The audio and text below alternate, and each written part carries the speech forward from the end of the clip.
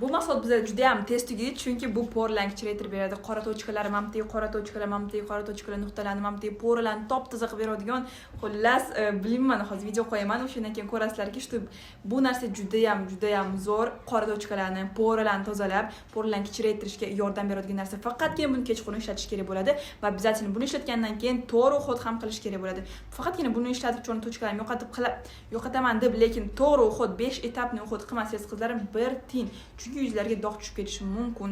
Obязательно to'g'ri uxlat qilish shart. Buni men sotmayman agar sizlarning to'g'ri uxlatinglar bo'lmasa qizlarim, chunki men yuzlarga zarar yetishini xohlamayman.